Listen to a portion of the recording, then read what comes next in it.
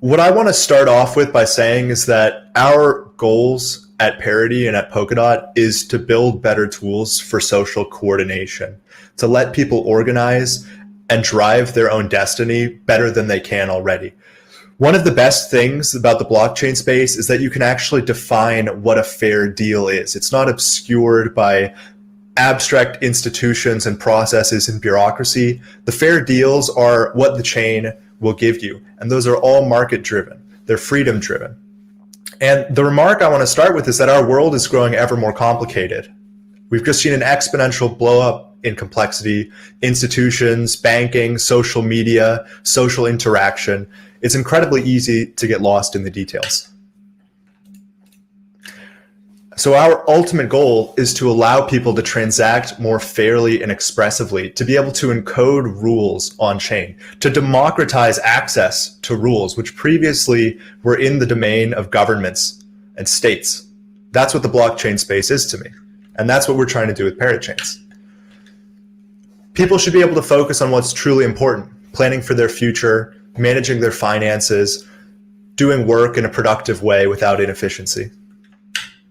So parachains are the realization of the last decade of blockchain development, technologically and philosophically. We've been building up to this for a long time. We've been working on blockchain nodes since 2015 and 2016, bringing that experience into the new technology that we're building, new consensus algorithms, and new paradigms.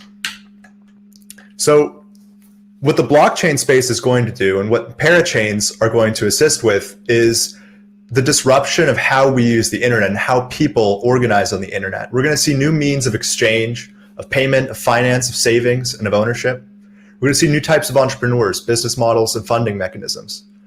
We're going to see people organizing on micro to macro scales and governing themselves. Social contracts encoded as the upgradable rules of engagement on-chain. This is a diagram, which it's a very complex diagram. We clearly spent a lot of time on it. But it's conveying something that we've already seen a lot in the decentralized finance or open finance world, of people around the world in disparate locations from different countries, different backgrounds, organizing around the incentives presented by protocols and acting in ways that are driven by those protocols. And I think we're going to see this much beyond the realm of decentralized finance and open finance. So let's zoom in on blockchain technology. Parachains are disrupting all existing blockchain technology, in particular layer ones, so your Bitcoin, your Ethereum, your Zcash, as well as smart contracts. So parachains fill this happy medium between smart contracts and layer one. They've got all the sovereignty and specialization of layer one. That means being in control of governance and of specialization, specializing for some particular problem domain with better data formats or better algorithms. But they've also got all the inherited security of smart contracts. They inherit all of the security provided by the validator set of the relay chain. And that's an efficiency boost because not every project has to gather its own validator set. So let's zoom in on smart contracts. Most smart contract platforms are too general for many use cases. If you want to build something that's an extremely difficult, complex solution to a problem, working with a smart contract platform can feel like doing construction with sand. You want to be able to build better tools and get better building materials in order to build your solution. And one major difference between parachains and smart contracts that makes parachains more similar to your typical layer one chain is that parachains are proactive, not simply reactive. Smart contracts can't do anything until they're woken up, whereas parachains can decide to do work on block initialization or finalization, just like a layer one chain. They can be proactive and not reactive. Parachains are also disrupting layer one blockchains. Layer one blockchains, the problem with most of them is that they try to do everything and be everything. You've got loads of different kinds of functionality bundled under one hood. And the problem is that it clogs up that chain.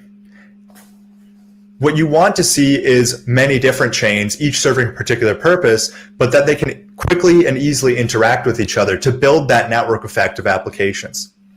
And as I mentioned before, it's really hard to gather a secure validator or miner set for a layer 1 blockchain. Those projects end up competing with each other over security resources, and as a result, it makes them easier to attack in the end. Let's zoom in on the technology. Parachains are the execution core of Polkadot. This is where all of the logic happens. You know, what we've been building, the relay chain, that's Kusama, that's Dot, that's more of like a meta protocol. It's designed to agree on these other protocols and how they're going to advance. So what are parachains? Well, I'll give you the information that you need to know. The idea is that the relay chain provides consensus for all of these chains at once. Validators are randomly selected to submit and check parachain blocks, and they all advance in lockstep. You can kind of imagine them as like many chains advancing in parallel, hence the name parachains. Some of those parachains might implement bridges to and from other layer 1 blockchains. I'll go into that in a bit more detail later. You might have heard of blockchain sharding, which is the idea of spreading out all of the transactions of the blockchain onto many different subchains as a scalability improvement. And this is actually what we're doing with parachains. The main difference between what parachains are as opposed to what you typically hear referred to as sharding is that the chains are heterogeneous. They do different things and they're specialized for different purposes. We've also got a different category of parachains called parathreads. So acquiring a parachain slot can be relatively expensive. You know, the computation resources of the network aren't unlimited. It doesn't scale infinitely.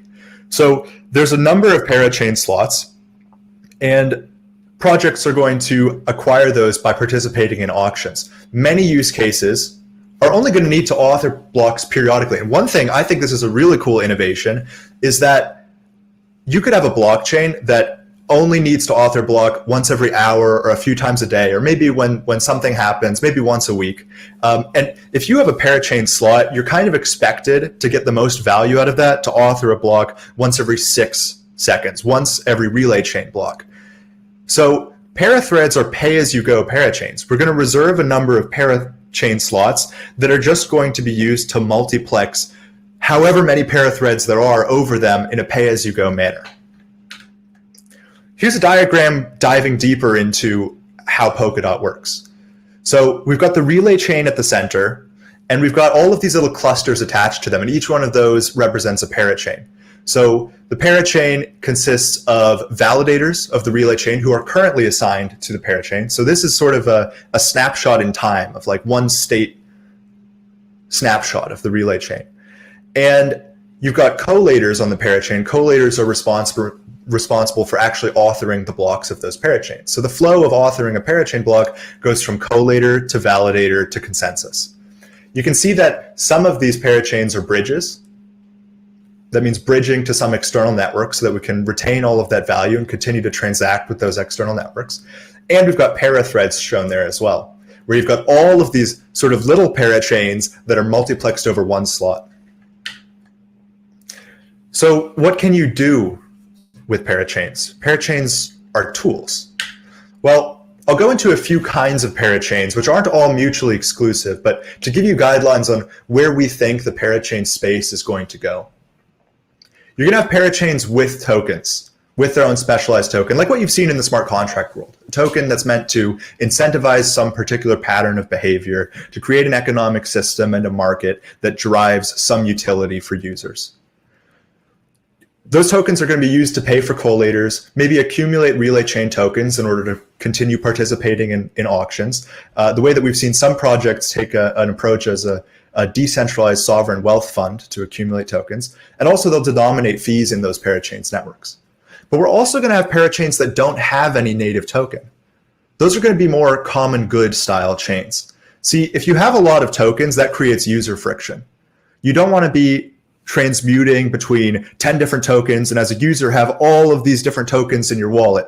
I think one day we're going to have really sophisticated decentralized exchange stuff that's just going to take care of this all for you really quickly, really easily, really efficiently. But with the state of things right now, it's definitely easier just to have a few tokens or one token and pay fees across many services in that. And there are going to be common good parachains for things like balance transfers or smart contracting that are going to use fees in terms of DOT or KSM, respectively. We're going to see chains, as I mentioned many times already, that are specialized for some particular use case. So some of those use cases would be things like oracles or identity of users, credit systems, file storage, or zero-knowledge proof verification. Those chains are going to be particularly good at one thing. And if you think about it, that chain, if you just had it on its own, it'd be like, okay, we have a chain for zero-knowledge proof verification. Everybody would be like, okay, cool. But when you plug it into the system of all of the other chains that can make use of it, all of a sudden you have composability. You have super additive value. The whole network's value proposition grows. And hub chains are kind of like that too. They're going to exist as amalgamations of functionality designed to best serve a specific community. Something like a DeFi hub, or a chain just for staking and nomination, or a chain for court, settling disputes or declaring organizations. Those aren't going to be purpose-built around some specific computation, but they're going to be purpose-built about some specific set of users. So here are some examples of parachains. There are going to be parachains that provide implementations of smart contracts. We don't want to get rid of the smart contracting paradigm. It's more about introducing more flexibility at the parachain level, at the low level. However, the way I think about smart contracts is that they're specialized in generality. Those are going to be Turing complete languages where developers can quickly and easily put together a smart contract and deploy it cheaply without having to worry about a parathread or parachain slot. One of the good things about that is that we can really support any smart contracting language or VM. In practice, that means Inc, which is a WASM-based smart contracting language that Parity has been building, as well as the EVM, are ready to use already. So the EVM, and the chain that's doing this is called Moonbeam, is going to enable developers familiar with the Ethereum stack, which is a large majority of blockchain developers, I believe, to move to Polkadot without learning a new skill set. It's going to open the door for them to have access to everything that exists on Polkadot without having to start over from scratch and relearn those skills that they've built over the last several years. One of the really cool things we're planning on doing with Parachains is offloading relay chain functionality. Right now, the relay chain is doing a bunch of stuff. It's doing staking, it's doing governance, it's doing balance transfers, it's also doing parachain consensus, but that stuff like staking and governance and balance transfers can actually be moved onto parachains. So we could have the relay chain be the first transactionless blockchain, and it only handles parachain consensus. Everything else will be moved a layer down to parachains. And what that's going to do is free up the computational resources of the relay chain to be focused on scaling parachains as much as possible. Let's go a bit deeper into bridges. From the perspective of the relay chain, bridges aren't anything special. They just fulfill that same parachain execution interface as other parachains do. So you have a parachain that's registered that, say, knows how to interpret Bitcoin's consensus algorithm, knows how to interpret Ethereum's consensus algorithm, or knows how to interpret the consensus algorithm of some other relay chain, for example, if DOT and KSM wanted to communicate. Parachains are also social organizations. I think this is a really important point, which is that, again, it's all about the people. It's all about the users. It's all about the builders.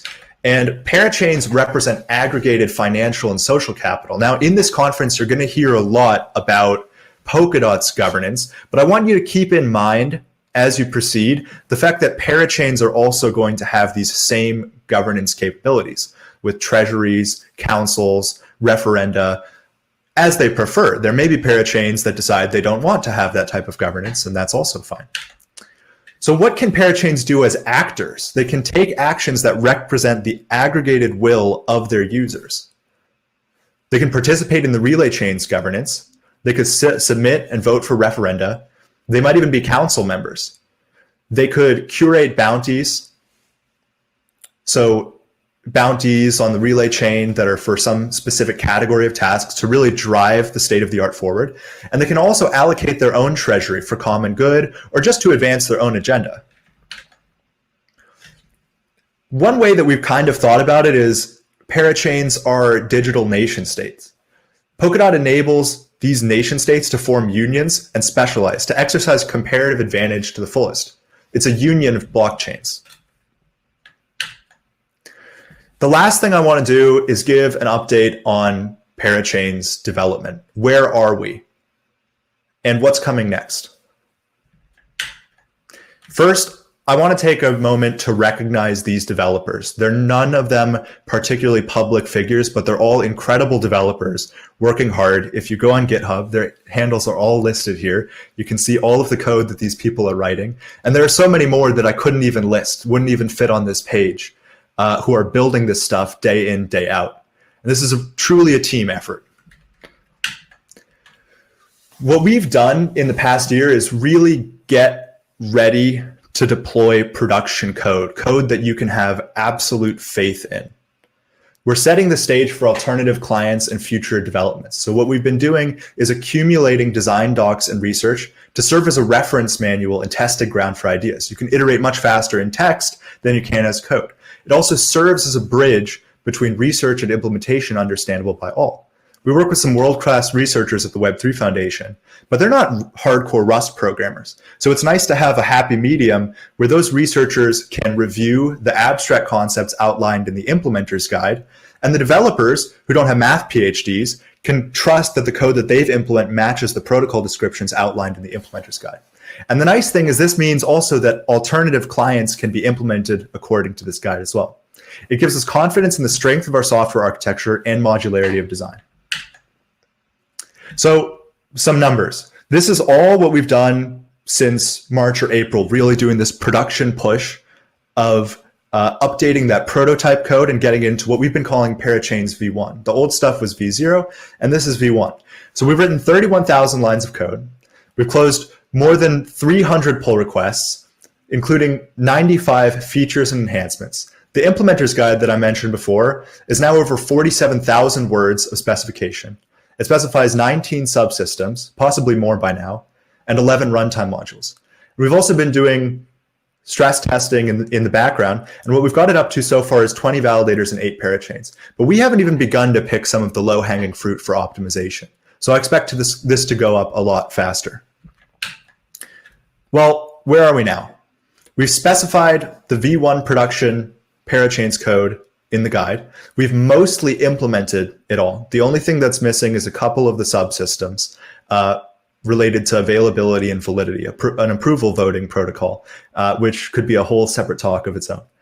This includes message passing between parachains in a protocol known as HRMP, where the messages actually pass directly through the relay chain.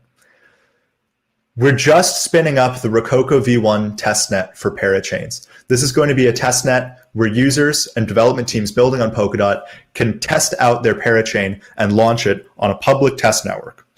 And it's going to be tested. The code base is currently undergoing an audit by SR Labs. So we're having them review the code. We're working with them to understand the code better, and we're going to be fixing all of the issues that they found. So the next steps are further network optimizations and stress testing to complete the A and V protocol code. We've got some auctions improvements underway, which are going to make it easier to do things like, say, whitelisting or putting caps on crowdfunding. We're going to finalize the audits, and then we'll begin the rollout onto Kusama, and following that, Polkadot. We're not rolling anything out onto either of those networks until the code base is audited and we have all of the security features committed. The next phase is going to be Parathreads. So the initial launch isn't going to have Parathreads, but a release shortly following that will. Thank you very much. That is the end of the talk. I think I have some extra time, so I'm happy to take questions. Yeah, Rob, I think we have time for one question. I found one in here that I thought was particularly interesting, and you sort of went into it a bit, but can you give an example of a project where a parachain is going to be much more suitable than using a smart contract? Sure. Yeah. I mean, I think file storage is a really good example of that, where you're going to want to do a lot of checking, order matching, stuff like that, where the gas fees would be really high if you did it in a smart contract. So I think anything that involves, for example, order books or dexes or things like that, of matching customers to sellers, The problem that you have with smart contracts a lot of the time is that it's very hard to support more advanced cryptography. So what we've seen, for example, with Filecoin is that you have proofs of space and time and fancy zero knowledge stuff that use fancy elliptic curves. And the smart contracting platforms, like, you can technically implement those cryptographic operations, but they're going to eat up all of your gas. So the only way to really extend the smart contracting platforms is by adding like built-in methods via hard forks. But that's not really using the smart contracting. You can't really add a built-in for every single use case. Awesome. I really enjoyed that talk. I talk about parachains every day, and I really feel smarter having listened through it. So thank you very much.